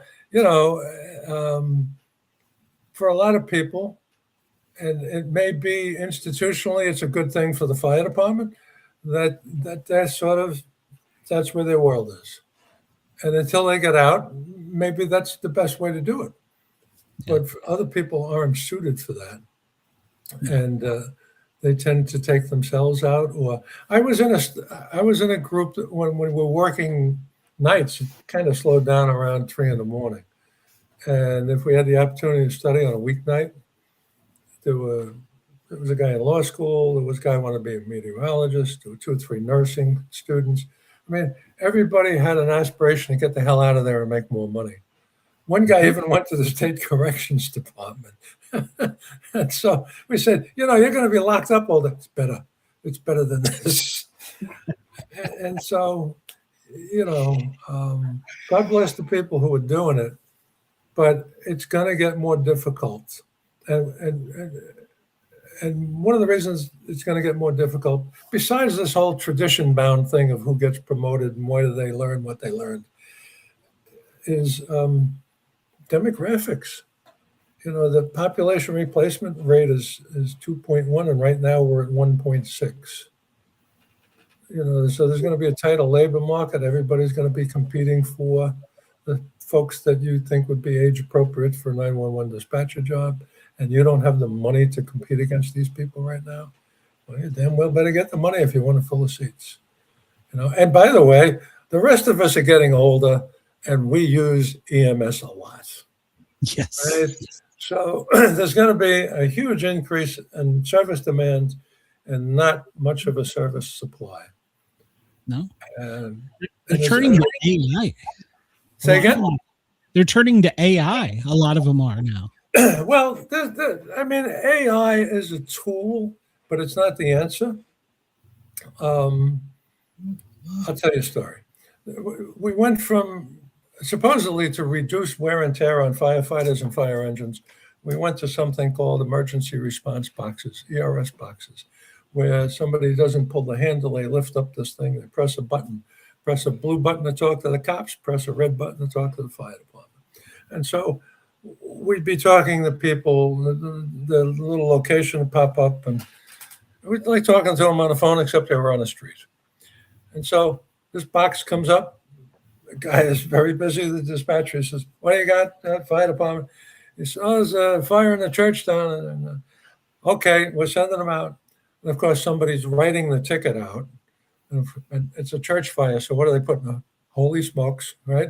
And that goes into the system. And the same box comes up again. And the guy presses the button. He says, "We're on our way." And he goes to his next fire button. And the same box comes up again, and he says, "Hey, pal, I told you, we're on our way." And he gets right off before the guy can speak. The fourth time it comes up, he says, listen, are you blind? Are you deaf? Look down the street. You see the fire engines?" And you can hear the guy say, "What? Oh, yeah, look at the fire engines." That's not why I called you. And so the dispatcher says, what are you talking about? He says, "Well, there's a guy here leaning up against a box. He's been stabbed." And he said, "We're the fire department. What are you calling us for?" He says, "Well, we call you. You come. We call the cops. Maybe they come, maybe they don't." He had 2 incidents at the same bloody box. How AI does geofencing is of some concern to me. Geofencing is they sort of draw in their automatic robot brains where they're going to consider things coming in as duplicates for this same incident. And unless they get something different, they're going to keep throwing it into the pot. The issue for me is, what do they do with a separate incident at the same place, or additional information on the same incident, like, "Oh, that car fire, there's a guy trapped in that car now. A minute and a half later, there's a guy trapped in a car." So I'm not going to send one engine. I'm going to send an engine, a truck, a rescue, an ambulance. Oh, my God. Completely different response. And so I'm not convinced until I see it that people are fluent in that.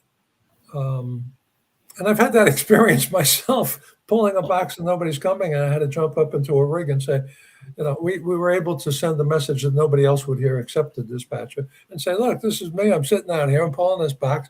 They said, "Oh, we thought it was for the pier fire." I said, "Well, it's not. The thing that blew off the pier landed on the house, and the house is on fire 4 blocks away, but it's on fire." So that's one of my concerns with AI. I think it's a great tool, but I think it has to have human monitoring and very, very closely, like any other tool. When we were going to computer-assisted dispatching, I had people in my union, members of my union, saying, "The computer is going to do my job. I'm going to be out of work." Well, we used to work with 6 or 8 guys on a shift, and the computer-assisted dispatching required more than that, because somebody had to be doing contemporaneous inputting. They didn't have mobile data terminals on the unit. The unit would give you something verbally, and somebody would have to put it in while the other guy was still talking to the unit. So there's always, when you have these transitions to new technology, there's always some fear of the unknown. But in this business, you just can't apply technology without some on-the-ground experience to inform it. While I was in the FDNY, They had a big consulting firm come in. I won't name the name. And they looked at maps and street boxes and everything in Manhattan, and they decided, oh, you got the wrong companies going to these things. And what they did was they just went by, travel distance to the location. What they didn't figure in was north-south in Manhattan is a lot faster than east-west. Crosstown traffic is like 4 miles an hour. And so if you're going to send somebody from across town to this box, guy north or south of that box is going to get there sooner. And that's the difference between responding on paper and responding in the street grid that is Manhattan. So AI needs to be developed more. I think it's great for non-emergency calls. The determination that no emergency exists can be tricky. We had a terrible supermarket fire down on Atlantic Avenue in Brooklyn. And the first call was, don't send everybody in. Can you not use the sirens because, it's a quiet neighborhood and blah, blah, blah, blah. Yeah, okay, sure. And everybody goes, lights, sirens, yeah. And that encourages us in the field. Exactly. But when we talked to the guy for a little bit longer, he said, well, we've been smelling smoke for a couple of hours. And we just thought, well, we were smelling smoke for a couple of hours. It was burning through the wood timbers of this old building, which collapsed with a firefighter underneath a freezer in the frozen fruit section. And he was killed because they want to bother anybody. And I mean, it's smelling it for a while, but we don't really see anything.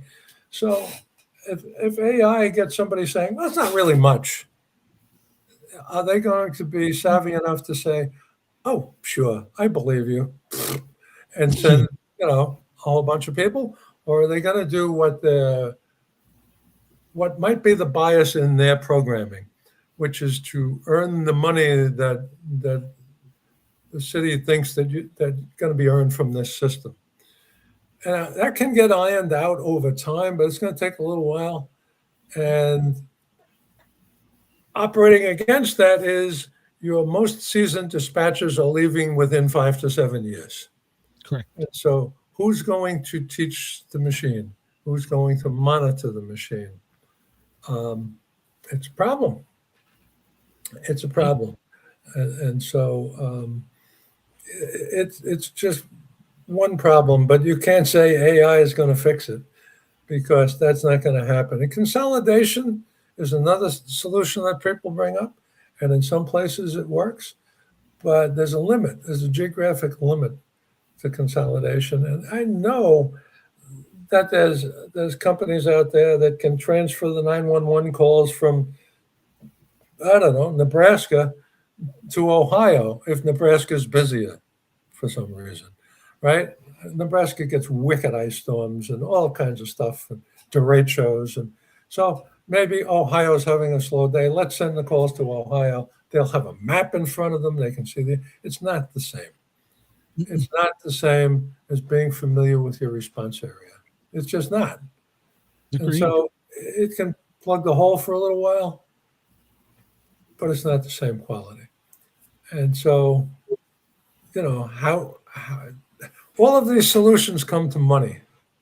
They all come to money, and the money necessarily includes community education and making sure there's oversight of the funds. And that's very different from what's been happening. So we'll be asking dispatchers and their leaders to do something that's significantly different from what's been happening, which is why it is so much easier to write about the 1970s, because I know what happened. I have no idea what's going to happen going forward. And I am sort of minimally optimistic because there's a can-do attitude in the history of these places. But there's also a 25% vacancy rate.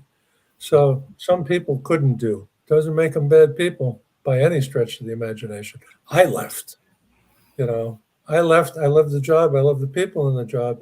I had to feed my family. I left. I You know, probably would have made a good trainer, but I went back to the fire station, and I didn't think I'd been gone that long. And I hear the bell rings, and then I hear this voice come over: engine, ladder, rescue, box 2433, engine 424, 409, 407. Like, what the hell is that? They're like, oh yeah, that's the computer. And you tend to get very reliant on that, and that's another problem. There's the only way that you can build redundant skills.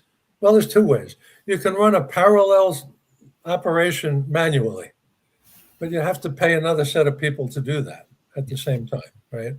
Or you can say, as we did for a while they were upgrading programs when it was a young baby computer system, you can say, well, on Wednesdays, we're going manual. So the IT guys can upgrade the system. Yep. And you know what? People didn't really want to work on Wednesday after a while. They were very afraid of the computer system, but when they saw how much easier it made their job, it's like, oh my God, we got to go back to moving chips around and writing with wax pencils. And who wants to do that, when I can sit in front of a computer? So the problem there is what happens when the system goes down. Because if you don't have the manual skills, you're going to be standing there like a deer in the headlights. You're not going to know what the hell to do. I mean, you can answer phones and you can send people up, but then what happens? You start to lose control of the system. I hated the cards. We had a day designated that, from 2 to 4 or whatever it is, on day shift, and then from midnight until 2, or every shift, they'd have a mandatory one. And then they had random ones where they just come over and flip the switch and you go, CAD's down, you're on cards. We're like, wait, what? No. I hated the cards. I came in with CAD. So. It's a very different kettle of fish. But, there are things to be done. And the question of whether or not there's the political will and the necessary leadership, we will find out fairly soon. I'm not young, and I want somebody to answer that damn phone if I need to call 911. I mean, I'm in this for selfishness, purely selfish reasons. Also, when do you know when the system's going to hallucinate on a situation and misunderstand what the actual situation is and not fully get the grasp of it? And then AI also, it doesn't always listen to listen. It listens to respond. So it'll actually even talk over you whenever you're trying to get more information. It'll make stuff up as it goes instead of actively listening. It just listens to respond. Yeah, that's scary.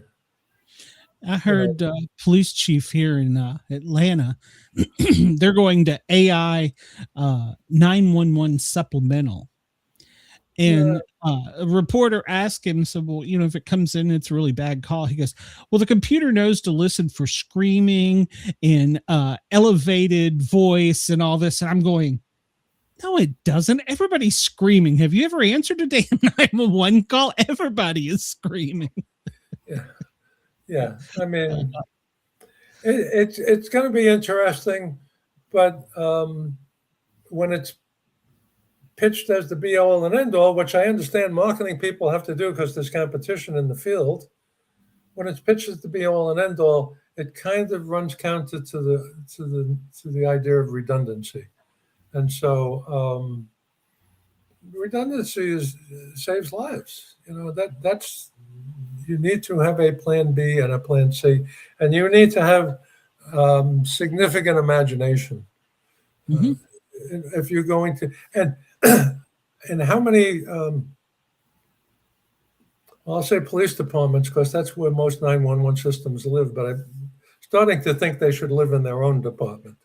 They should. But in how many police departments do you see the Office of 911 Planner? you've got to have this sort of thing because things are changing. They're changing rapidly. And what are you going to do about it? Yeah. Who are you going to send to school? What are you going to teach them? We when I first got in the job, we were taught how to change fuses in the fuse room where all the telegraph wires came into the building from all over Brooklyn, from I don't know 4,000 boxes or whatever was out there, and that was considered well. There's your training, who are you gonna train, and what are you gonna train them to do? And are you going to have a parallel bilingual group for whatever is the second most prominent language in your district?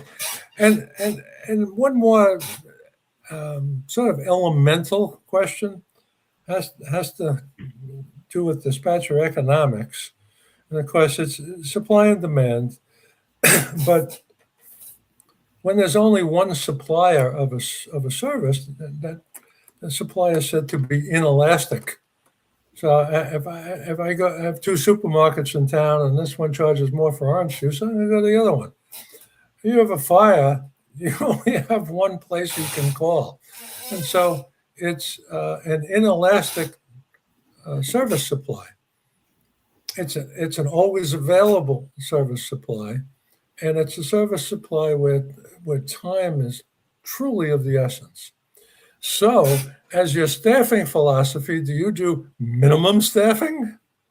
Where the whole thing can go to hell if somebody catches the measles, or do you do optimum staffing? Yep. And a great line I saw from a lady who posts on LinkedIn fairly often. Her name is Halcyon, that's her first name. She was quoting somebody else, and I can't remember the name of the lady who was quoting. But anyway, the line is, we don't train dispatchers to be busy. We train them to be ready. Well, if you're going to train them to be ready, then you have to staff for them to be ready. And you have to staff for them to be. Who is it? Who's the guy who does Virgin Atlantic, Virgin Airlines? Branson. Branson has a quote, and he says, you train people to be able to leave, and you treat them so that they don't want to. And I think that's a great leadership mantra to have on your wall or something, because you want to be optimally staffed. You're the only game in town. It's safer for the responders on the street. If you don't get the right information because you're hurried, or you're the only person working at the moment because you're in a 2-seat PSAP and the other guy's in the bathroom, if you don't ask, gee, all those people that are laying down on the bank and there's a guy standing there with a gun, is anybody else in the bank standing there? Yeah. Right? Because that would tell me there's more than one person robbing the bank. And I know of instances, sadly, where police officers have made the mistake of thinking, well, I got this guy, and no, his friend has you. Right? Yeah. So thinking in multiples, and not pulling up to a building that's completely on fire and people are silhouetted in all the windows. Not pulling up to somebody who's been bleeding for 8 minutes and you don't have much longer to save whatever he's got left in him. That calls for optimal staffing. And I foresee that this kind of distinction is where the public education piece is going to run into trouble, because you have to tell them the truth if you want them to support the service. And I think politically, a lot of folks don't want the truth to be out there. I have to agree with that. It scares people when they find out the truth and they don't know how to handle it. So then it gets overlooked and denied like it's not actually even going on. Yeah, I mean, if you stop and think about it, we teach our kids to even if they're in the crosswalk, to look both ways before they cross the street, right? So we teach them to anticipate that bad things might happen. And so what do? You kind of mitigate your loss potential there by looking both ways and getting your ass to the other side of the street in a hurry. So, we teach people that. I say to people, do you have smoke detectors in your house? Oh, yeah. Oh, so you expect your house to catch fire? Well, no, I don't expect my house to catch fire. Well, it's the same thing. No, it's not. But yes, it is. It's the same thing. It's on a different scale. And, that's going to be kind of wrenching for a lot of folks. But at the end of the day, you're telling them you're making them safer. And I don't know how much they really believe that yet. No. But at some point, somebody's going to say, gee, remember when a fire was only in one building? Well, the fire department there for the longest time put themselves out of a job with all that fire safety and codes, and it lulled the public in. And no, I get it. It lulled the public in, and they were like, "See, that's only down there in Jonesville. That's not up here in Smithville," And they did. They lulled themselves, and then of course, then they paid the price because they started having staffing cuts. So they took over EMS, which they absolutely hate. So, it's a true story. It's a true story. I know. But if you were going to have 911 run by the people who get the most runs, it'd be EMS. Absolutely. That by a factor of many. There's a lot more EMS runs than there are either police or fire runs. Look at Grady EMS in downtown Atlanta. Their communication system is freaking amazing. So now when we worked for a guy from up north, up from your part of the country, Barry Fury, and he said we're going to have everybody all in the same room, and that was the way I thought it was until I moved to Atlanta. So, but I will give Grady props. They are not only one of the, I'd say maybe the oldest ambulance service in the country, but they are jam up. I mean, they could dispatch buses if the bus system called and said, "Hey, can you handle buses? We're taking a break." They'd be, "Yeah, we got it." I mean, they really are that good. So what do they pay people? Now Grady is a little bit better because they're hospital based. So, yeah, and they're private. So of the I don't know whether it was 15 or so people that paid above the median salary. If you rule out one town in Texas where the regular median salary was really low, so that dispatches could be higher, but it was still garbage. But most of the people who were above the median were in California. I don't know what that means. I don't know if California was more enlightened when it came to this.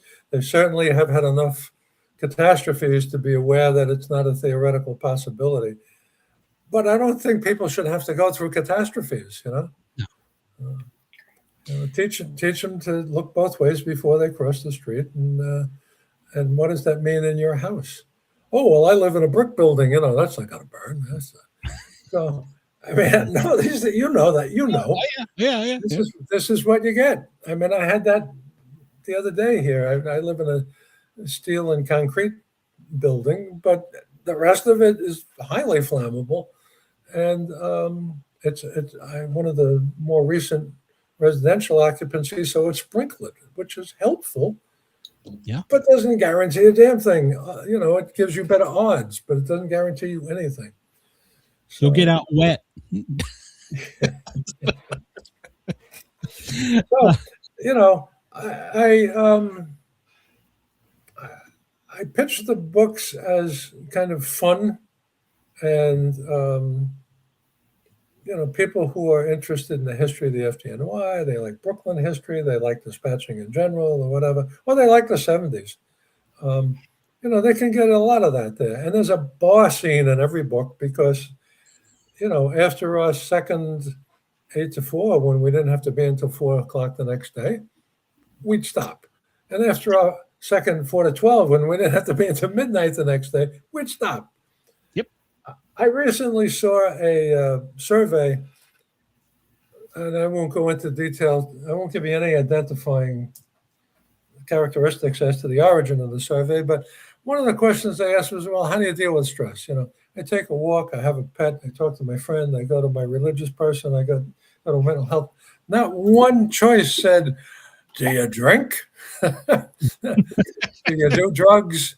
You know, do you do prescription drugs? Because, of course, that's not as bad as doing drugs. I They mean, don't want to know. but we didn't know what we were doing. This was like part of the ethos of the job. You go, hey, are you going to so and so? Oh yeah. Because let's face it, when you get a call in the firehouse, you go out, the sirens get you going, the call gets you going, but you get off the rig and you grab something physical, whether it's a rolled up length of hose or you grab your crash box, or you're doing something physical. You're discharging a lot of the adrenaline that comes with the call.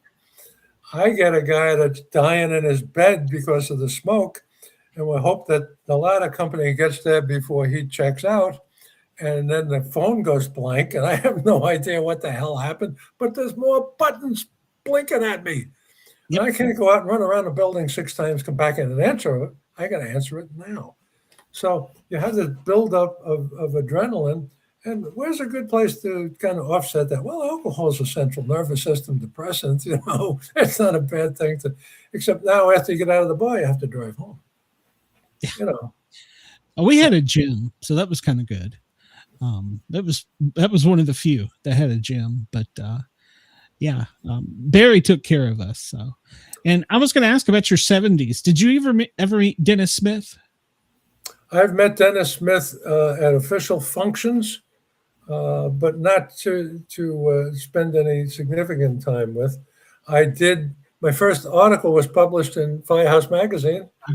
So I had some back and forth by letters, not email. And when I got to fire engineering, it was the editor was Tom Brennan, who was a guy I knew from the firehouse. His book, Firehouse. No, not Report from Intercompany 82. That was later. Firehouse. It was the bigger one. It was all pictures. Oh yeah. It was told his tale of. Yeah, he's the reason I became a. He opened the door for a lot of people to write. And I, before I started getting into writing about 1970s fire dispatchers, because that sounds like, duller than dishwater, I said, well, what's the market like? And the market was like tremendous. And how many people are doing this? And I think I have the only series, and there's like 2 other guys who have written pretty good books. Yeah. But only recently. EMS has some nice memoirs out there. Fire department has a bunch. Law enforcement has tons, and a good number of cops who've gone into television and movies and novels, and but there are a ton of stories to tell, or else I wouldn't be telling it. So I was at the dentist the other day. I insulted him. I shouldn't do that because he's going in my mouth with sharp things. But he said, geez, I see you got another book coming out. Where do you get your ideas? And I said, well, you do one thing. You do dentistry. You've devoted your life to dentistry. And he goes, I said, well, you do it well. You do it well, but that's all you do. And in the fire department, you do a lot of things. In the police department, you do a lot of things. In EMS, you do all kinds of crap. And I got a lot of stories. And I said, to tell you the truth, I have a list at home, and I have 47 ideas in that list right now. And I don't know if I'm going to write 47 more stories, but I've got 47 concepts that I can work into 2 or 3 stories if I have to, And I don't think most dispatchers realize how much of an opportunity being exposed to all this stuff gives them to make impressions on them, on people another way, to tell other stories. And I had to say in the intro to my first book, this is fiction. You're not going to recognize your friends. You think you're going to recognize your friends. I'm not writing about any people, right? I do mention one live dispatcher, Warren Fuchs. He has tremendous cover picture on Brooklyn Favors, the latest novel, and people keep asking me, is that an AI illustration? No, the guy was at the fire, knows how to take pictures. But the whole idea of this is fiction, and what I'm writing about is comes from where you're sitting around at 3 a.m. and you start to knock ideas around like, gee, what would happen if? You know, it would be so easy to run an arson ring from here. And that idea is in my first book because it would be very easy. Nobody wants to talk about that, but oh my goodness, particularly at night when you had very little supervision. Wayne Miller wrote a whole series about his time with the Boston Fire up at the with the ATF. So yeah. In fact, he's going to the big time. Frank, tell everybody where they can find you and find your stuff. I love your book. I have learned a lot from this. Sorry, Barry, if you're watching. Next one I want is I want to get a novel from you. So next time we get you on, I want a novel from you so we can talk about the gritty 70s more. So, but where can everybody find you? I'm going to read this to you because I don't. It's Amazon.com/author/FXHOLT.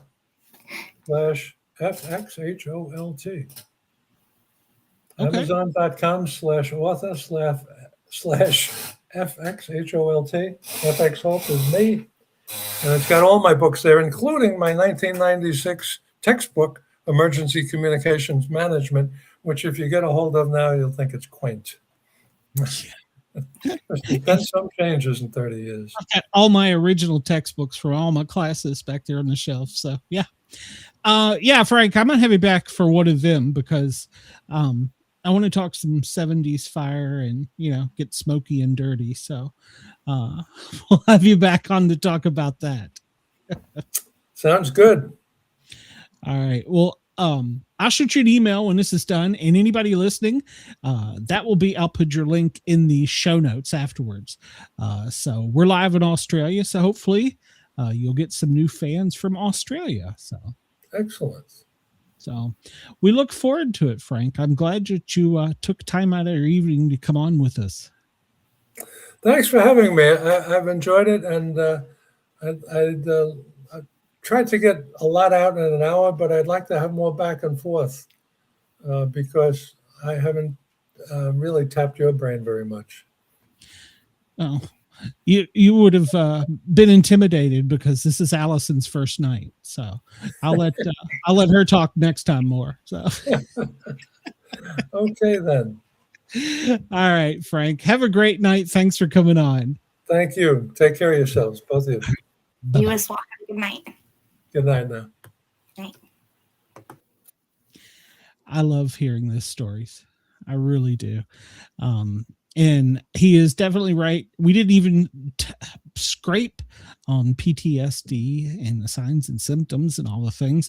Any of the longtime listeners know that, I'm on the bandwagon with that. Big time supporter of mental health.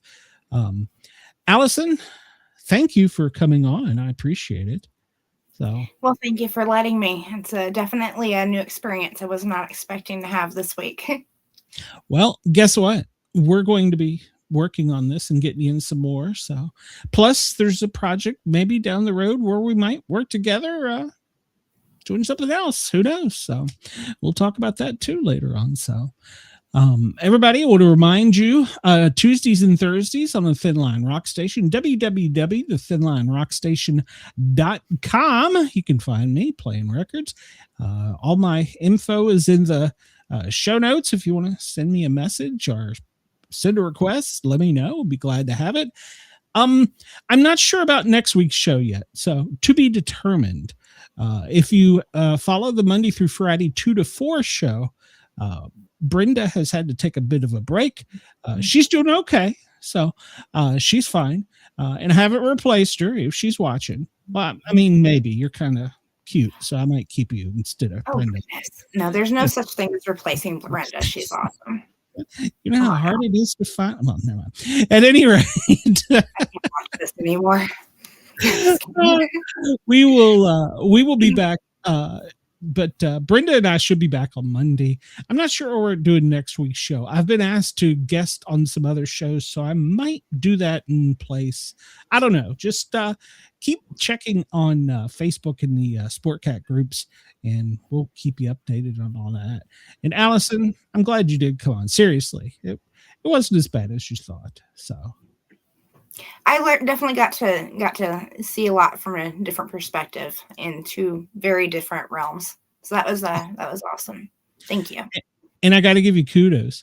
Your first question with Trisha was spot on there. I was like, damn, why didn't I think of that? So did your homework. Damn it. I can work harder if I keep you around. Everybody have a great night. We'll talk to you soon. Thank you. Have a great night. All right. Thank you, everybody in Australia. We will catch you soon. And the ones are screaming in the brain. Welcome to the void, breaking the barrier. Welcome to the Sportcat Show. Reality's the carrier. Shift the frequency faster than the light. Sportcat Show, haunting the night. Glitch in the dimension, blurring all the lines. Spectral heavy breathing, ghostly circuit signs. Hyperspeed haunting, neon colored ghost. Welcome to the glitch, we're the ultimate host.